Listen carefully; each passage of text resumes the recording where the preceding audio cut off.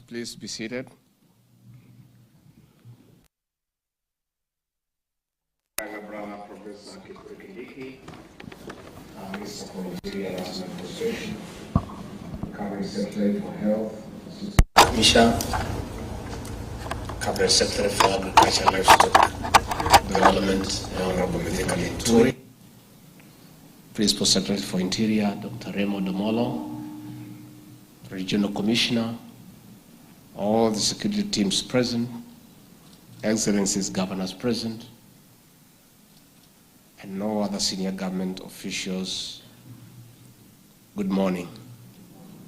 God is good, and all the time.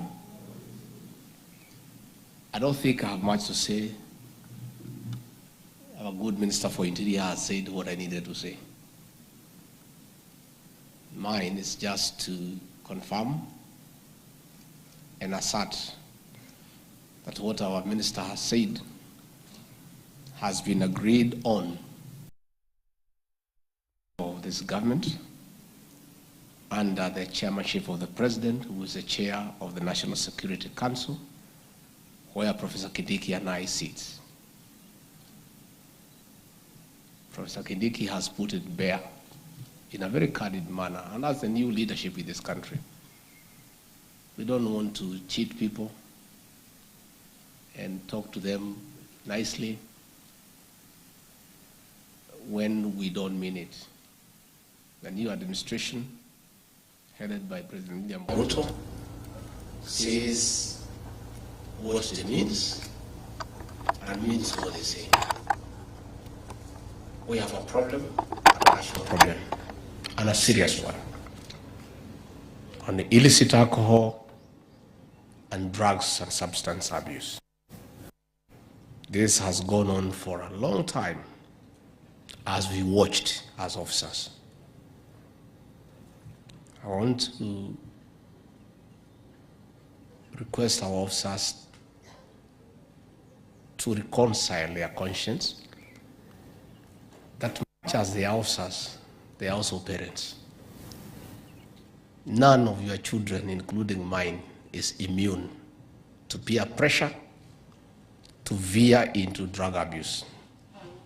Those drugs you are allowed to go through the roadblock, those peddlers that you protect and take cheap money, they'll find to your own child. They'll find their way to your own child. These children, when they leave in the morning, you don't know where they go. As we sit here, we don't know what they're doing. And God has a way of punishing people. If you take bribes for drugs to spoil other people's children, there's a God in heaven. You too have children and you have relatives. I want to talk to you as a parent. I want all of us to agree as we live here that we are parents. And what you like to happen to a child, please wish the same for other people's children.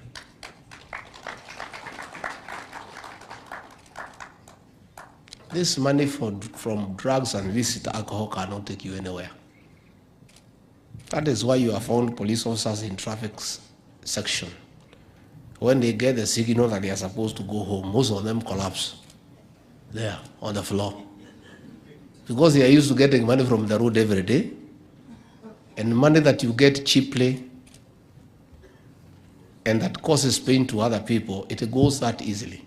So you find these officers have saved nothing. Anaambiwa siku imefika ya kwenda nyumbani, anaanguka chini. They don't know where to begin. That's why I like today's pay slips, unlike our times when I was in the public service. They even remind you when you are retiring.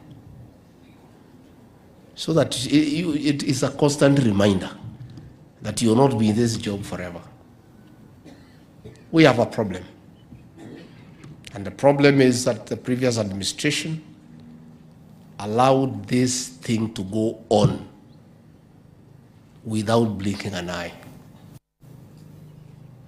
And our officers in the national government administration were deployed to non-core functions that have nothing to do with their job description. all these county commissioners here, all these deputy county commissioners here, all these ACCs here, before we took over, for about 4 years, they had been deployed to market PBI and to sell Project Azimio. They were not interested in alcohol and drug abuse. They were selling some useless project that could not go anywhere. They were deployed wrongly to a non-core faction. They did so badly in that deployment, and they did so badly in the duties they had absconded. So tukaenda hasara pande zote. Lakini kwa hiyo hasara ya nyinyi kutukufaulu, sisi tukapata.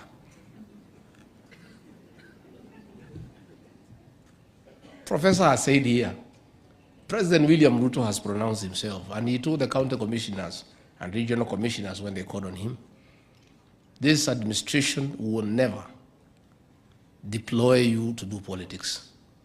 First and foremost, because it's wrong. Two, and in the most realistic manner, you are also bad at it. Because you tried and you failed. So we would be stupid to rely on you to do our politics. You can't. You havana kazi yenu na muijui. Nyinyi mnafikiria mkiwa na crown tukuna mtu mnamwambia pali anaweka kura. You cheat yourselves. Wanawaambia ndio, wanafanya opposite. William Ruto na mimi hatuna haja mtu saidie kwa siasa yetu. Hata tukimwambia mtu saidie mtu tuharibia. Hatuna haja. We will never deploy you into politics, including our own members wa Kenya Kwanza. Hawa kina Naomi ati akwambia umfanyie siasa, umwambie atembee. Hiyo hapana kazi yako. You cannot do politics. Police officers were used to do politics.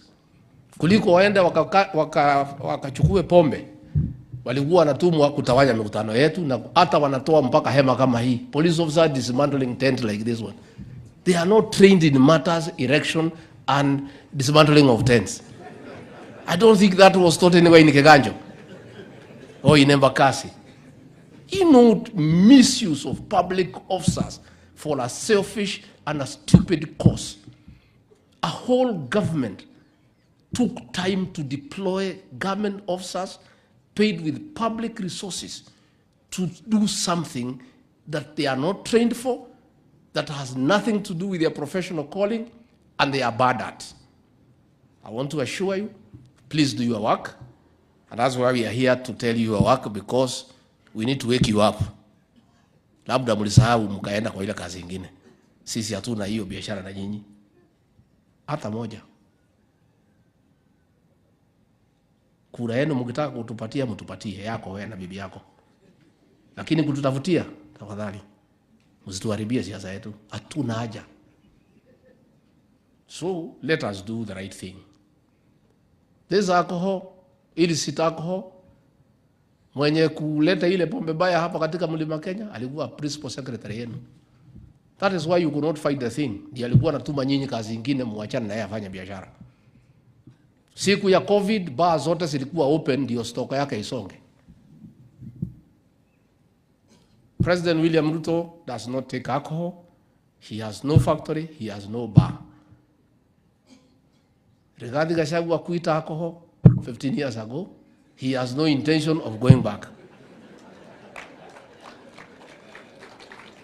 He has no factory, he has no outlet, and he has no any arrangement whatsoever to get one. Huyu Professor Kindiki does not even take Coca-Cola because it looks like alcohol. Huyu Raymond Omolo is allergic to alcohol. Jafeth Kome ni mtu ya chai. Bwana Kaja ni mtu ya chai. Sasa kama mko mambo ya pombe na bangi, you are on your own. Your leaders are not there.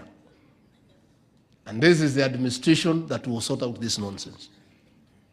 We will sort it out with those who want to go on with us. Wale ambayo wanaona hiyo kazi hawezi saidiana na sisi, we are being very kind by offering you an opportunity to proceed on terminal leave pending retirement. Wangapi wanataka terminal leave pending retirement? Inweni mkono. Kama hakuna ni sawa, it's good. Let me say I was in this uniform with the regional commissioner here for 14 years. Hii kazi mimi naelewa kidogo tu, si sana. I'm a bit rusty, I've been away for too long. But for what I can remember, mambo ya illicit alcohol is a simple decision by the commissioner and the commander. If the two agree, it's finished. These assistant chiefs and chiefs, there is nowhere that these things are brewed that they don't know. All this bangi that is sold, the station commanders know. In many instances, 90%, they are the ones who offer them protection and safe passage. That is the truth. Station commanders who are here, who are chief inspectors, I'm looking at you straight in the eye. Straight. You must make a decision today. As you live here, you must live here having made a decision on what you want. Our able professor has explained to you that it has been agreed at the National Security Council, the highest security organ in the country, under the chairmanship of the president, that no CS will go on transfer for allowing crime, peddling of drugs and illicit alcohol in his area station. That has been agreed on. So tunataka kupeana kazi ya siku 10. Then we start deciding who is going and who is staying. You too. And I'm being very candid because I need to do so, because it's good to be fair to officers, to tell them what is ahead of them so that they make a decision. The county commissioners here, the DCCs here, the ACCs, when you go back, call your chiefs and assistant chiefs. Call them for a meeting and give them the message from government. It has been agreed that an assistant chief and illicit brew and bangi cannot coexist in a sublocation. One of them has to give way. Hawezi kaa wawili. Chief kwa location, na pombe, na bangi, hawezi kaa. And since alcohol and bangi cannot make a decision because it has no brains, the decision is entirely in the hands of the chief and the assistant chief to decide who is to give way to the other. The chief can call a small meeting with his wife and children and discuss on the way forward and decide either to leave or allow illicit brew and bangi to remain. That is a message you take to the chiefs and the assistant chiefs. When I was here, I went to all Meru stations on Friday night. I talked to the chiefs directly. Yesterday, I went to another Kikuyu station. I talked to them directly in a language that they understand, because hii Kizungu labda inasumbua hawa. The supervisor of these chiefs and assistant chiefs is the assistant commissioner, the deputy county commissioner, the county commissioner, and the regional commissioner. Regional commissioner, county commissioner, deputy county commissioner, ACC, you have delegated responsibility to the chiefs and assistant chiefs, and delegation is a good style of management. But I want to remind you and caution you, when you went to the Kenya School of Government, you were taught one thing: you can delegate authority, you can delegate responsibility, but you will never delegate accountability. So you are accountable for the performance or the non-performance of your chiefs. So, if your chiefs are not performing and you have not sent them home, you are the one to go home, because you are accountable. The buck stops with you in your region. The regional commissioner is the eye and the ear of the president here in Eastern Region.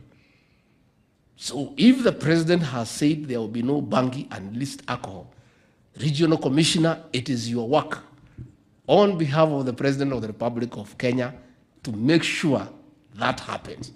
Because the president, unlike you, has a direct mandate with the people of Kenya. So I'm just talking to my colleagues. because I was one of you. Fred Dunga, we were with you in administration. Sasa mimi nyinyi ni marafiki yangu. So mimi kama mzee nataka kumsaidia kidogo. Because mimi sitaki wengi marafiki zangu tulikuwa na nyinyi muende nyumbani mapema kwa sababu hakuna haja. Mtaenda kusubuana na mabibi. Kwa sababu kama ulizoea mshahara, ukija bila mshahara utatafuta pahali ya kukaa. Hiyo ndio ukweli. So mimi naambia county commissioners yetu, DCCs, ACCs, please, endeni mfanye kazi yenu. Msipofanya, basi hakuna mambo ingine. We are allowing you 10 days to do what you need to do, to allow the PS and the CS to review your performance and make decisions. So today is 12th. You have until the 22nd of this month to make a decision.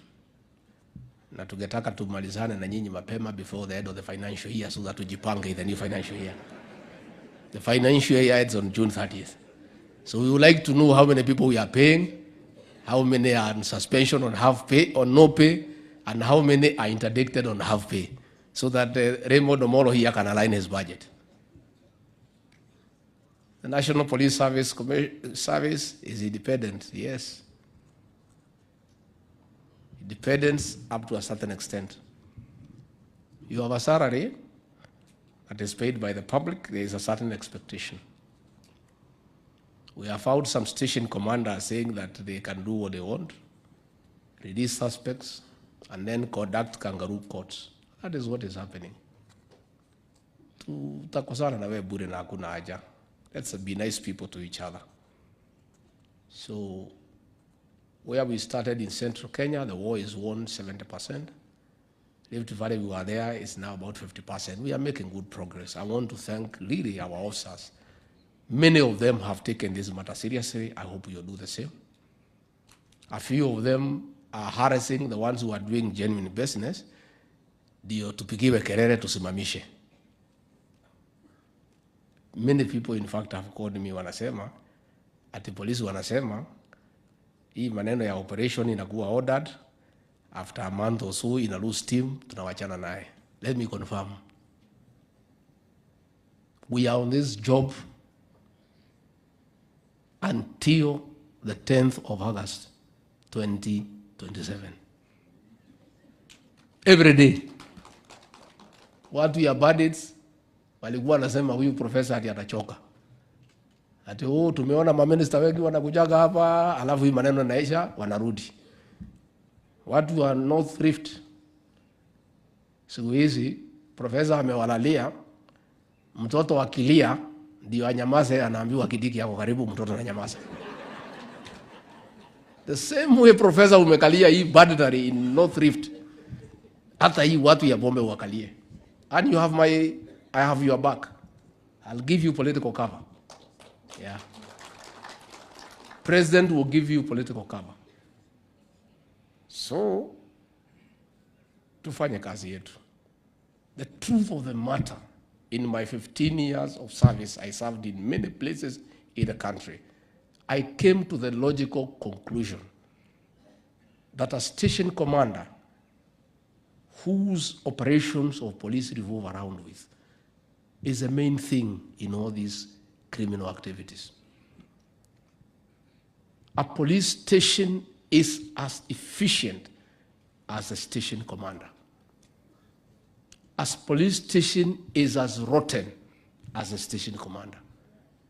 A police station is as corrupt as a station commander. Once you start receiving money from your constables and your corporals and your sergeants and the major and the OC crime and your deputy, that's the head of the station. Once you decide there will be no bribes within your station, there will not be.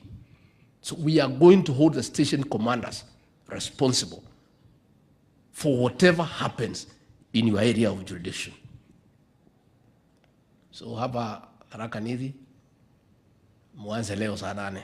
Wapi timu ya Tharaka Nithi? Wewe commissioners, wewe ni mtu yangu. Hii mama Kendi leo. Si ndio? Tuheshimiane ndugu yangu. Where is your commander? Where are the OCSs for Tharaka Nithi? Wapi ma OCS? Sasa hii Mama Kendi simwache atafute kazi nyingine ya kufanya. Tukitoka hapa leo wacha tuanze na Mama Kendi kwanza ndio mambo ikae sawa. Please sit down. Ikae sawa. I want to confirm what Professor has said. In our last meeting, under the President, we agreed we are going to deal with the review of these licenses. And please, the manufacturers of illicit alcohol, don't look for money to bribe me or Professor Kindiki. Tunamjua nyinyi. Mnataka kutafutia sisi pesa na magunia. Ati mtuhonge ndio we allow you to continue selling poison to our children. Please take your money elsewhere. Labda mtafute hii watu ya polisi na madisi muwapatie. Sisi hatuna haja naye. Sisi ile mshahara kidogo tunapewa tunatosheka. And we are going to review those licenses so that we also help you by dealing with the problem at source. Much as we are blaming you, we are also responsible for allowing ethanol to get into this region. So we'll deal with it at source. Na nyinyi, the way Minister amesema wa Interior, all the illegal establishment, within the 10 days, you must not only shut them down, but take those people to court. And if we find one in your area of jurisdiction, haki ya Mungu utaenda nyumbani. Haki. An illegal establishment, we have been told there are 2,800. Mutaenda musifunge na hiyo watu waende kotini. Mkikula hongo siendelee, hiyo hongo ndio utaenda naye mpaka siku utakufa. There will be no other income from government. Those illegal establishments, you close them, that's your work. The legal ones, mtuachie. Sisi wenyewe, na watu ya KRA, watu ya counterfeit, watu ya KEBS, National Police Service at a higher level will deal with it. Nyinyi mudeal na these illicit ones. Kwa bangi, hiyo ni yenu because there is no establishment that has been licensed to sell bangi. So hiyo una excuse. Una. Na hiyo watu mnawajua. So please, let's agree and do what we need to do, and all will be well. Finally, governors, my sister and my brothers, mumetuangusha kidogo. Hata vile tunalamu hawa, hata nyinyi mkitafuta revenue, you have licensed everybody to be a bar and restaurant. Kila mtu katika hii area. Bar and restaurant ile sisi tunajua ni kama ile hoteli mimi nalala pale Meru. Iko na rooms karibu 40. Iko chakula, iko kila kitu. Iko mvinyo kidogo ya kutafuta usingizi, which is okay. Kwa wale ambaye wanataka kutafuta usingizi na njia hiyo. Sasa nyinyi magavana mumeenda kwa shopping center. There are 10 establishments. One is a shop. Another one is a small hotel. 8 of them are bar and restaurant. Na ndio isemekana iko na chakula, hapo nje iko mutura na smokies. And you decide that is a bar and restaurant. Hapo nje tu, just near the door, iko jiko hapo, iko mutura hapo mtu anatengeneza, atunasema hiyo ni bar and restaurant. Hata nyinyi mmetuangusha. The truth of the matter is that this problem was compounded with the advent of devolution. Before, when the DC was chairing the liquor licensing court, it was a very strict affair. And only those people doing the right thing were licensed. When governors came, wakitafuta revenue, ukilipa tu receipt application, you use that one as a license. So kila mtu anauza pombe, anauza kila kitu. We are asking the governors to consider, we are requesting you with a lot of humility. When we leave here, if you agree, you do what people have done, sit down with your county commissioner, police commander, Nakada, and review the licenses the way we are doing at the national government. Shut down most of these places. I want to thank the governor of Murang'a, Irongo Kangata, Mutu ya Barua. He has made a bold decision. He has shut down 1,800 establishments. Hiyo watu wanamulima kisiasa, hao 1,800. Lakini yeye alikuwa na kura 1,400. Sasa 1,800 minus 400,000 is negligible. Hii watu wanakunywa, wanalala kwa mtaro, hao sisi hata hatuna haja naye. Kwanza wamepoteza kitambulisho, so they cannot even vote for you. On the day of voting, they are drunk.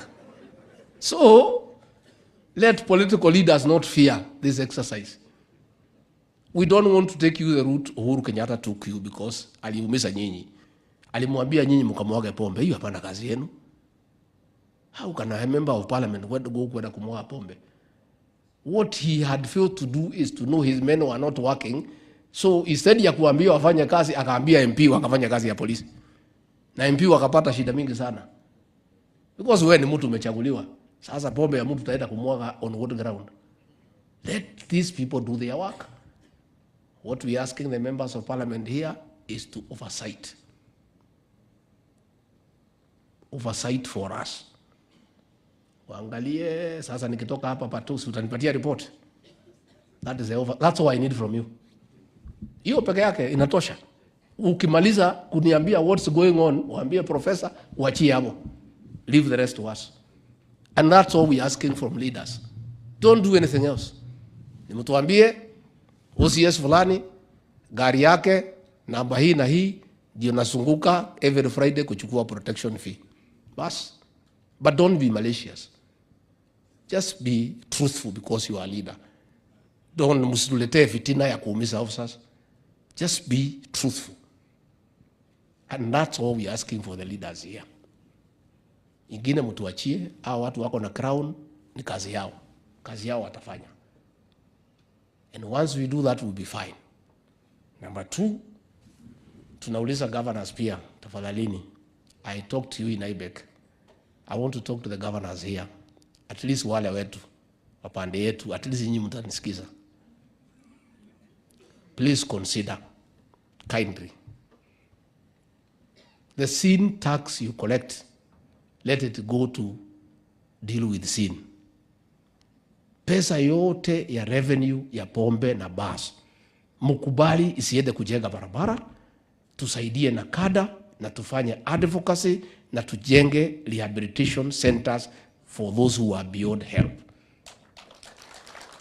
And as Professor Kindiki, with my assistance and the President, enhances the NACADA budget, kindly let us have a discussion on a framework that a certain percentage of the money that you collect, we shall give it to NACADA to continue doing the good job they are doing, and another percentage you build and run a rehabilitation center in every county to deal with the cases that are beyond help. And the remaining of the money, you use it for advocacy. Radio advertisements, TV advertisements, road shows ya kupigana na ulevi. Hii pesa mdhomi njuke ya pombe, munajenga naye barabara, nani atapitia? Ama mochari. Sasa iko haja gani kujenga mochari alafu hii watu wakufe waende kwa hiyo mochari? Why don't we use this money to stop this? I'm requesting the governors, and I'm going to write to all of you so that in the next meeting we have a discussion to request you to agree.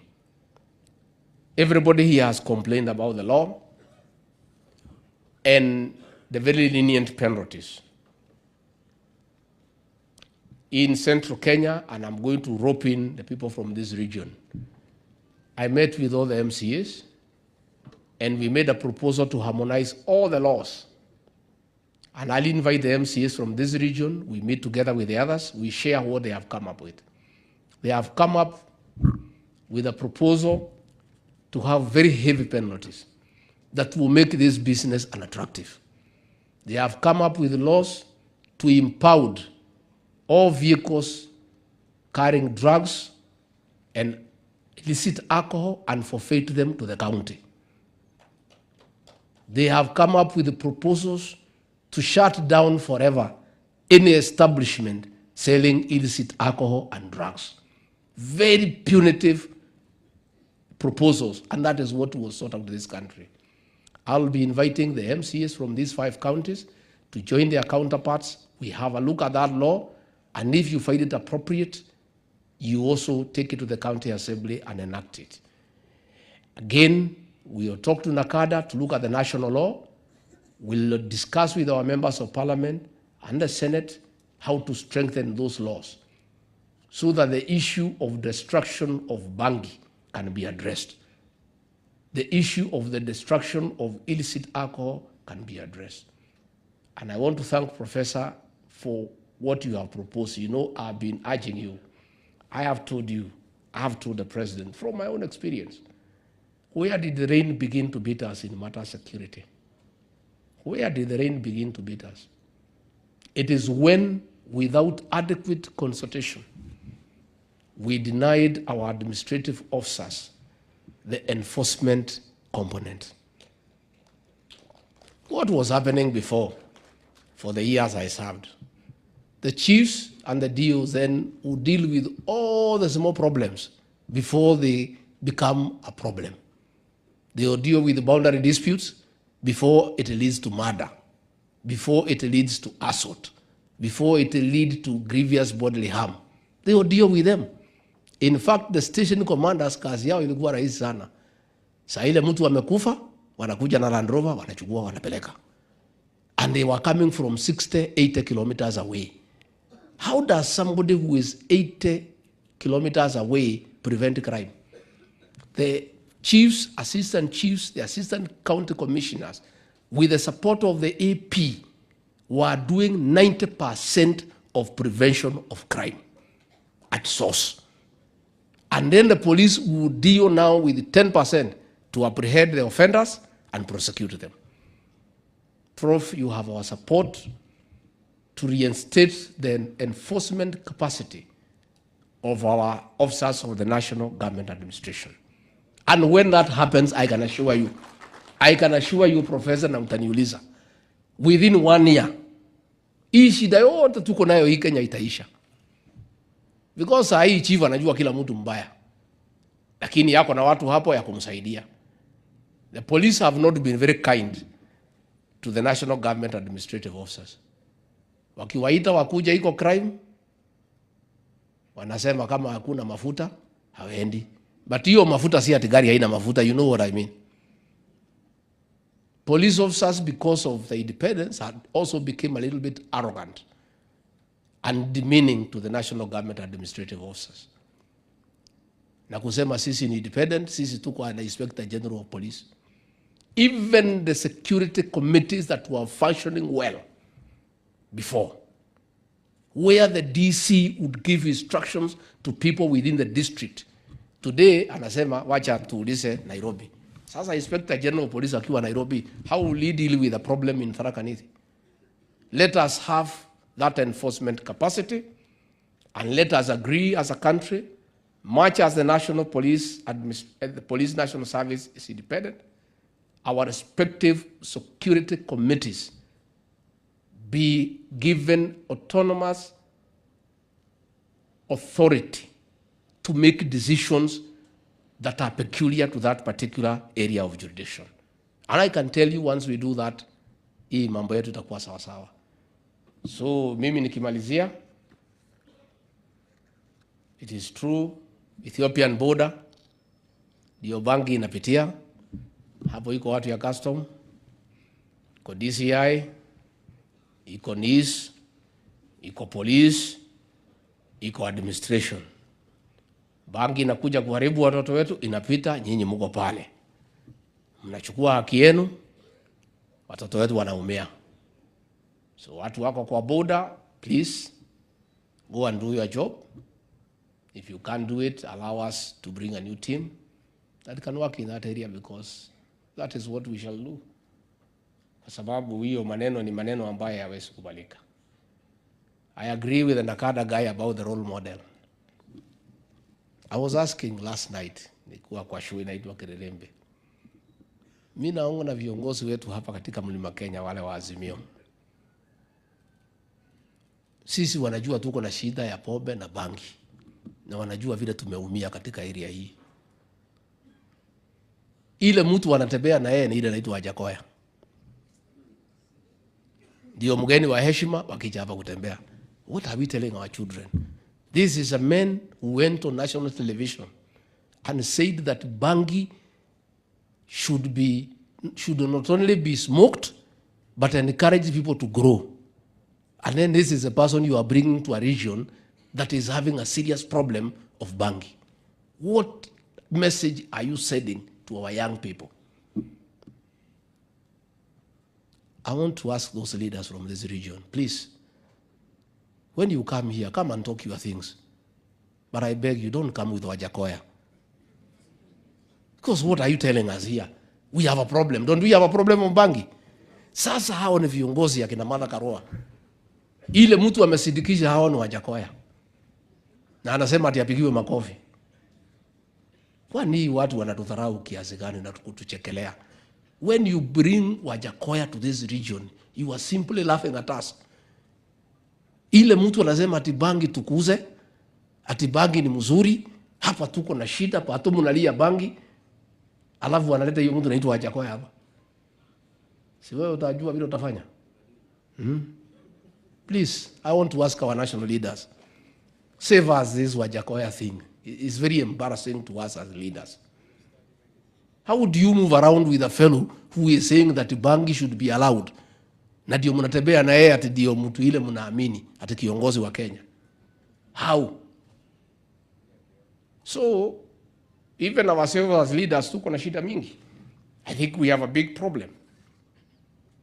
Mambo ya online marketing, again with the laws, we'll look at it.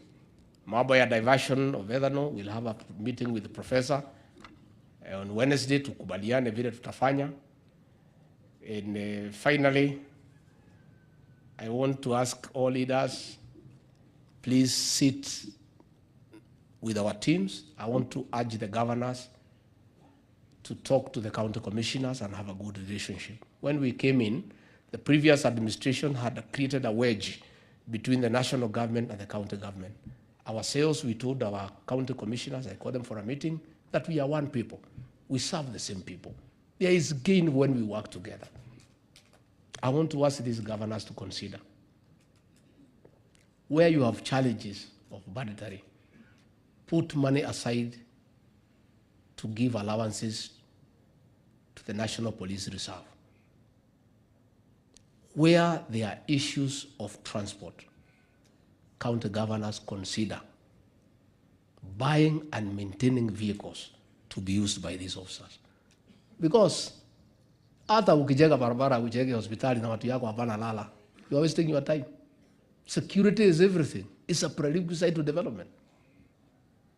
So please, I want to encourage our officers of the National Government Administration. Kaa karibu na gavana wako, kaa karibu na mjumbe wako. We used to build even canteens for police officers. Wale tulikuwa tunapelekana mzuri. Lakini kama wewe kazi yako ni kuchukua pesa ya banki, hakuna mjumbe atakujengea ofisi. Mjaribu kukaa na hawa waheshimiwa, wako na pesa ya CDF, hawa county governors wako na pesa ya county. If you have got a good relationship, you can make a lot of progress in your area of jurisdiction. Nakumbuka zamani sisi tulikuwa tunafanyia mpaka ma-OCS pate wakiondoka. Siku hizi hakuna. Wewe umekuja umeharibu area. Umekubalia pombe. Ati siku ya kuondoka ati watu wakufanyie farewell. Hakuna mtu watu wanasema hiyo mtu akwende. Hata hajaondoka. Anangoja nini? But when things were working and things will work, you find the community loves you and the community appreciates your work because you have come to give a service. Finally, county team ya Isiolo na ya Meru. Muko wapi? Wapi Isiolo na Meru? Can you sort out that nonsense at the border? Hii maneno ya watu kukufa hatuwezi kubali. Hatuwezi. Dunga. Who is the county Omoding? Wewe mtu wangu. Unajua pahali wewe nilikutoa Olomoran. Usiniangushe. Please, can you sit, can you have a joint security committee and sort out that nonsense on the Meru-Isiolo border? Pale Igembe North, watu wamekuja kuniona jana wanalia machozi. cross-border cattle rustling leading to death is unacceptable. And you guys, if you want, you can sit down and sort it out. Have a joint operation. Dunga, you are a seasoned officer, I know you. Omoding, I worked with you. Why do we have a problem? And mimi najua nyinyi ni watu ya kazi. How many days? Yeah? 1 week? Omoding? You know you are called Geoffrey like me. Nasitaki professor akuumize kwa sababu ni mtu wangu. Please, you sit down and within 1 week can you sort out that nonsense or that Meru Isiolo border because it's senseless. It doesn't make sense to anybody. It's something that if you people sit down, you can sort out. Please sit down. Najua nikija area, I also pick a lot of things. Nimekaa hapa siku 4-5. Professor hapa nikikaa, hilo nasema wiki ingine moja, kuna watu wataenda nyumbani. So acha niende Nairobi. Kwa sasa unajua mimi nimefungua milango, kila mtu ananiambia what is happening. Jana nikiwa kwa TV, iko mtu ametuma message hapo. Ametumia presenter anaitwa Jenga, akataja chief na area na yeye ndio mwenye kuuza pombe. So kutoka hapo nikafuadia RC akatumana. Akakuta chief mwenyewe ndio yuko kwa counter. Sasa chief amekula nyumbani. Because I'm accessible. Professor here is accessible. Hamuna bahali ya kujificha. Let me tell you, within 10 days, we'll have a full report on who is working and who is not working. Because sisi ni watu ya raia, ni watu ya grassroots. Na tumekubalia wananchi kutuongelesha bila kuogopa.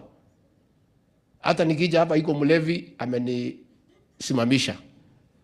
Akasema wewe Rigiji, nipatie chakula ya kukula na utusimamishie pombe, mimi ninakunywa kwa sababu kumefunguliwa. Kama ingefungwa singekunywa. As I was just coming from here. Nimeona mlevi anasimamisha, askari wakijaribu kukuza, sema mwana, acha nisikize hii mtu. He has a point. So, uko wapi? Wapi OCS ya area near here? Sasa wewe umeanguka. Sisi nakuja conference ya pombe. Asubuhi saa 3. Watu yako ni walevi. Na tunakuja hapa, minister yako iko hapa, PS iko hapa, niko hapa. Sasa, what do you have to say? Utasema nini? Mimi nimeona na macho. OCS. Ewe, please sit down. Lakini wacha pia mfanye kazi ijulikane tulikuwa area.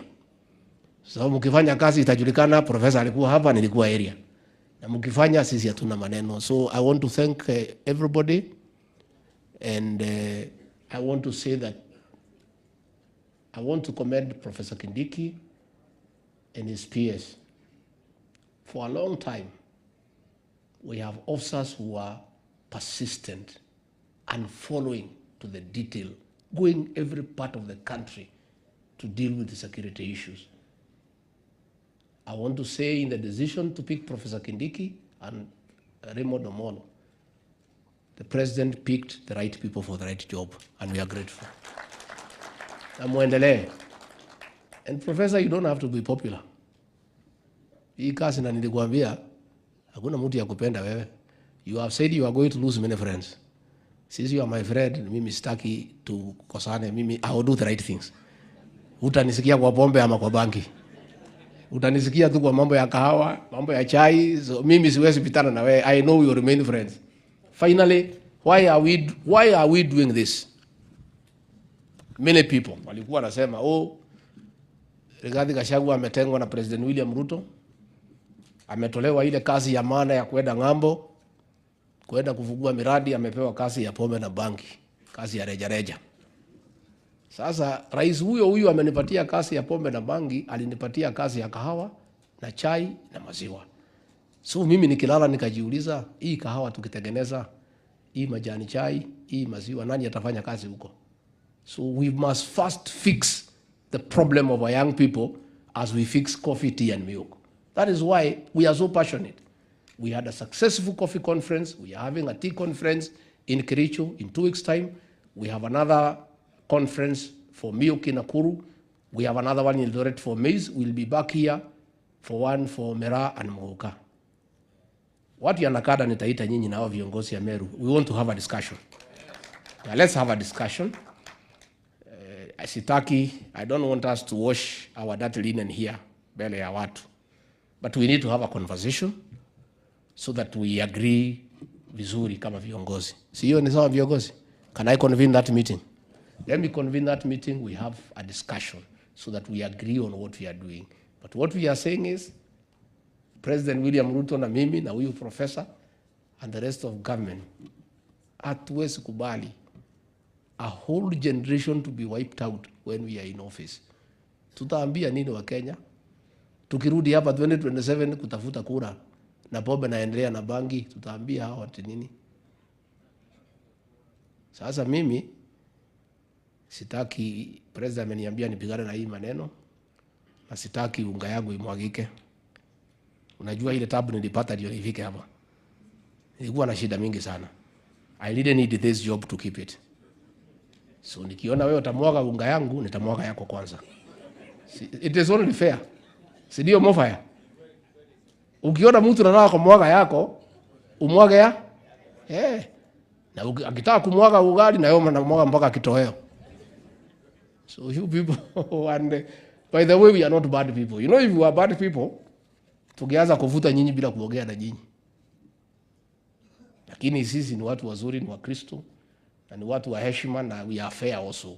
You know, in law they say, the rules of natural justice, no man should be condemned unheard. So najua PS atampatia nafasi pia muongee. Lakini pia sisi tumemwambia malalamishi yetu. With a lot of humility, with tremendous respect. Please, please assist President William Ruto and us to have a sober Kenya. Na ni kweli, ba ilikuwa State House ulifunga. It was only fair for symbolic message. How do you say you are fighting pombe hii na pahali wewe unakaa ndio imejaa?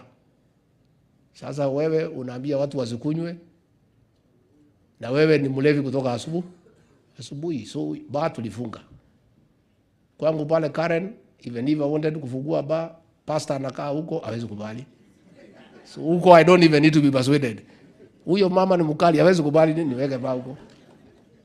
Hata wageni wangu wale wanakujaga wanauliza kama kuna kitu ya kuteremuka, wanapewa maji. At the best Coca-Cola. So sisi hatuna haja na hiyo maneno. So na hata nyinyi, please. And officers, those who drink, it's okay. It's fine. But what I was taught when I joined administration, if you have to drink, don't drink in your duty station. Ndio heshima yako ikae. Sasa wewe unakunywa ni OCS, umelewa. Driver yako ni kopro. Kufika jiani, mkojo imekusukuma. Umemwambia simama, nikojoe. Umeenda umefungua, umeelekeza kitu yako pale, anakuangalia.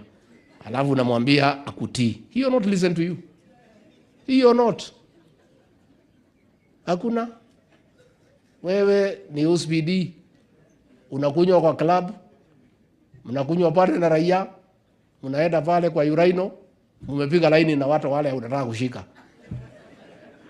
Kila mtu amemulika pale. Na watu wanaangaliana hapo. Wewe heshima yako itatoka wapi? How? Wengine wenu na OCS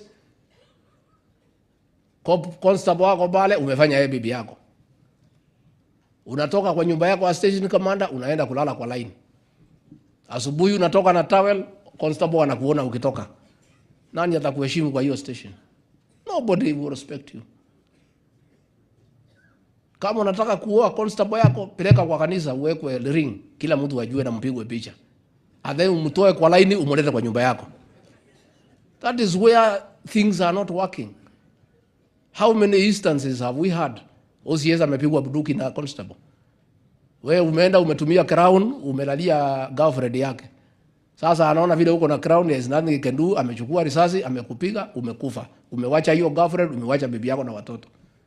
Na yeye amechukua hiyo, amejiua. Let us also be dignified people, especially at this level.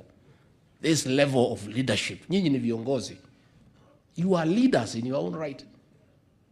So when you have wayward behavior in the station, moving around with officers below you, kuchukua mabibi ya wenyewe, wengine you move with the suspects. Yeah, that is the truth. Wacha nimwambie ukweli ama nisimwambie? Yeah. See, hata nikiwa tu hapa nimepata ripoti. One of the most notorious brewers alikuwa amewekwa na OCPD. Sasa hii bomba ingeisha namna gani? Ingeisha namna gani? Mama mwenye kuuza sumu, boyfriend yake ni OCPD. Aingia pale, anatoa buduki kwa waist, anawekelea pale. Anamwambia mama, umesimamiwa na serikali? Sasa what will happen? Eh? What will happen? Eh? Eh? Eh? Unajua nilikuwa station inaitwa Navaholo 1995. Mtu akakuja akaniambia, hii chief yako ananisumbua na tutaonana hivi karibuni. Amelalia kwangu, anatumia crown, amenitoa kwa boma yangu, tutaonana. Mimi nikaita hao machifu, nikasema vile mimi nasikia, sikuambiwa ni nani, lakini hiyo mzee vile ameongea, kuna mtu atakuja kukata makende hapa.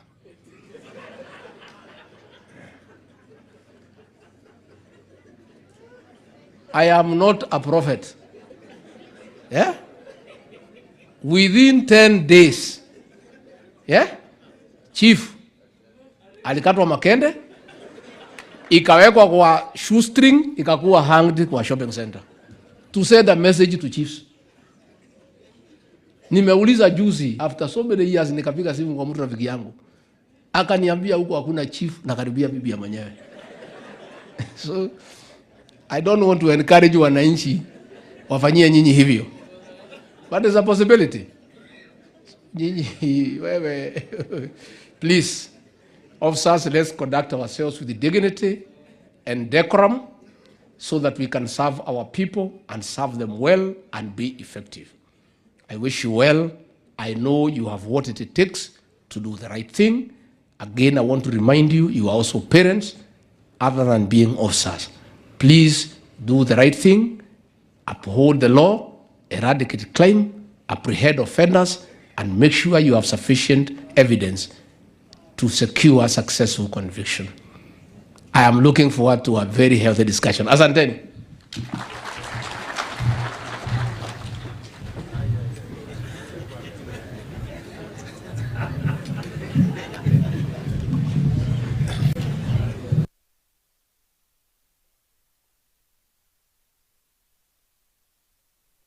Thank you, Excellency.